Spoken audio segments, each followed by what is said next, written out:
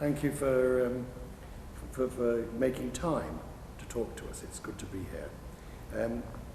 I'd like to divide our time into two distinct areas. I'm obviously talking about events at the moment, and also, but we'll start, if we may, talking about, we'll start there and then we'll talk about your own areas. Saudi Arabia at the moment is undergoing pretty fundamental change at all levels. How would you describe the change? I think Saudi Arabia, first of all, is prone to change as an ancient culture. This is what the Roads of Arabia, this exhibition and all the other stuff we're doing here. We are a people that have lived in this part of the world, very critical, very sensitive part of the world, crossing cultures and civilizations. So we've been through transitions as we lived and as we look at history.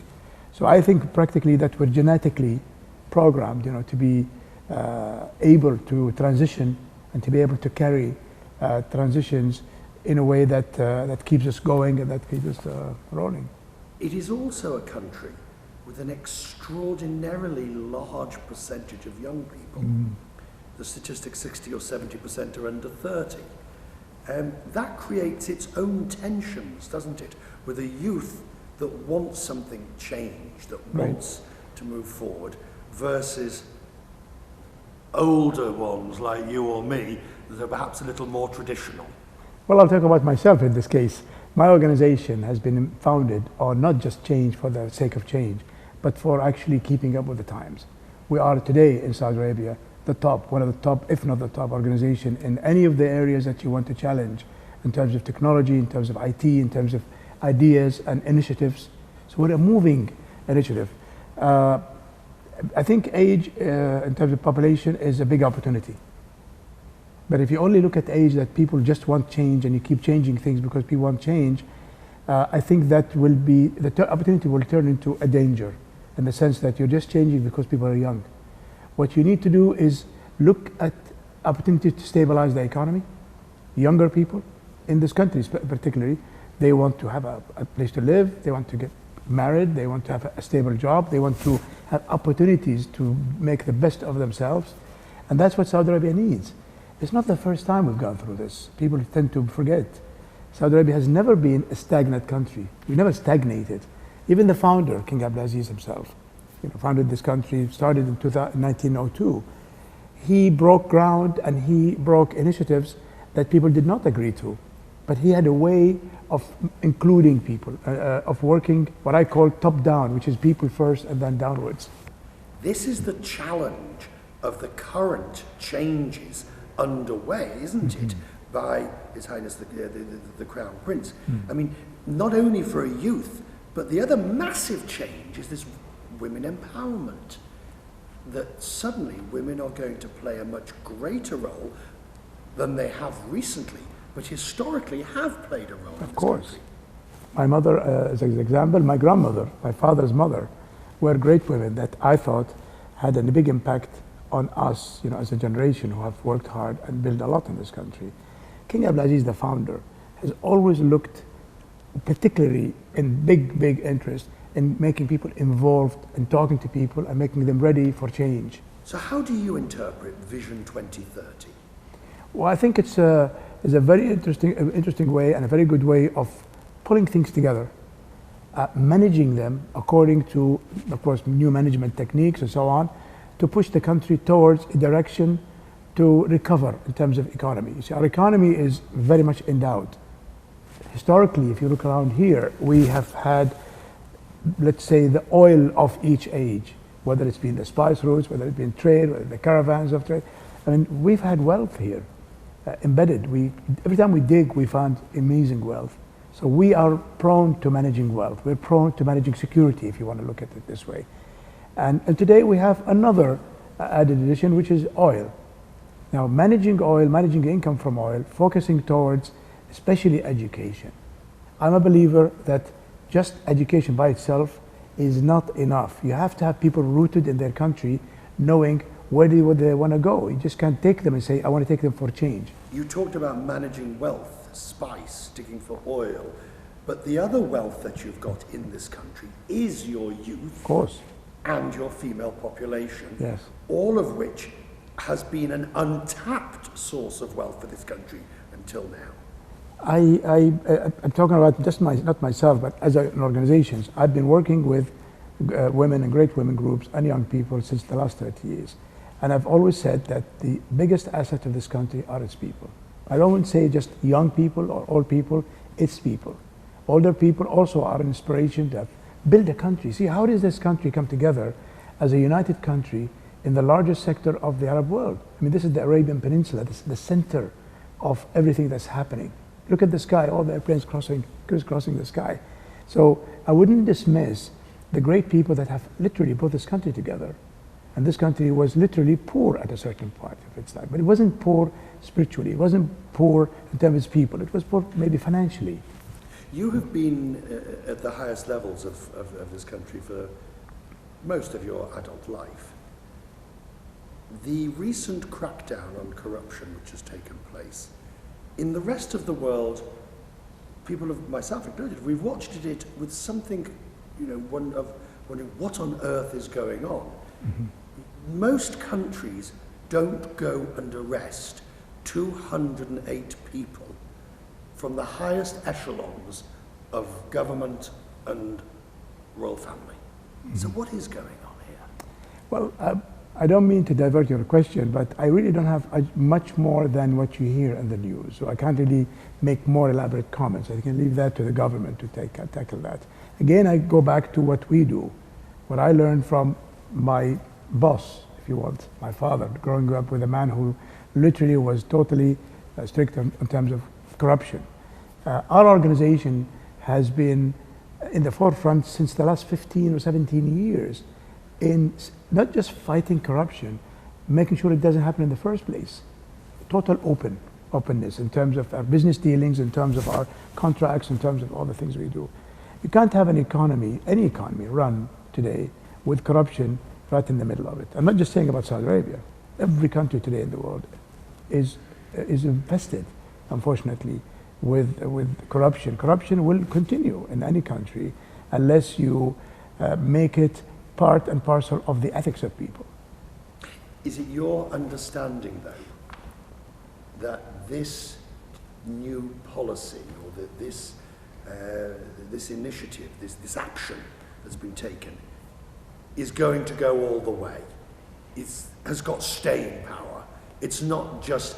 Let me be honest with you, sir, if you'll forgive my impudence. Well, I actually want you to be honest with me. Well, the implication is, everywhere else, people will say it's a land or power grab by His Highness to consolidate his power. You've read the articles, you read the same websites that the rest of us do. The commentators say that's what this really is, dressed up as potentially as a legitimate, maybe, claim against corruption. Well, I don't tend always not to comment on the commentators. People do speculate in all these ways. Again, I go back to what I want to say. Right. What I want to say is that what we all, of course, focusing on is that the country, in terms of transformation, in terms of things that are going on today, that this Saudi government will continue to do things, arrest or not arrest, that's another issue, to do things to make business dealings in the government more transparent and much less susceptible to maybe corruption I think corruption is not just stealing money or signing under the table contracts. I said something maybe in 2005. I said the worst thing that can happen to an economy is lost opportunities. I think the worst kind of corruption, if you have people sitting and trying to strangle business dealings and strangle an investor who comes and spend 2 years trying to get a license, that's the worst thing that can happen in a country. Let's talk about the tourism industry. The ability to bring more tourists to this country. Who are your targets? Whenever I've been in Saudi or in the region before, people talk about pilgrimage tourism, but you've already got that. Right. And you can improve it, certainly, of course you can improve it. But who else do you want to bring here? Well, I said from the very beginning that the Saudi tourist Saudis from Saudi Arabia who are seeping to outside the country are the biggest targets for us. And we were late. We were late. Decisions were late. Funding was late. And other countries, especially in the Gulf, have risen to the challenge and started attracting more people from Saudi Arabia. And that's all in the record. I just published a book, which will be hopefully in English soon, regarding this whole story. Of course, the targets are people who want to come and literally experience this country and really the grandness of this country. This is the biggest hidden thing that the world needs to learn about, especially that we are in the center of happenings today. Are you going to make it easier for people to come here? And that means the visa restrictions, the ease of access, the flight lift, the hotels, all of which are here. But are you going to make it easier for people? We're ready for that. Actually, of course, 100%. I confirm what you said. Being a pilot, I use these words to confirm your discussion. We have had very fantastic fluid flow of tourists for years, some time ago. No problems whatsoever. Excellent people that wanted to come and enjoy this country. We still have now amazing growth in tourism, especially from expats in this country, going to places that they come to us and they say, my God, I've never seen anything like this in my life. Now we have two things happening. We have the transit system that is now being built and it is practically ready. Saudi Arabia has one of the best infrastructures for services, for hotels, for transportation, the biggest network of airports in any of the countries around this region, and they're growing.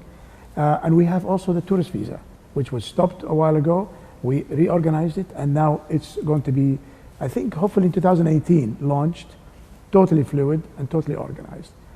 We were also in the forefront of trying to get some of the tourist destinations ready. Will the tourist visa be an online application, of course, an e-visa system that's not going to require an appointment at an embassy and waiting in a long line?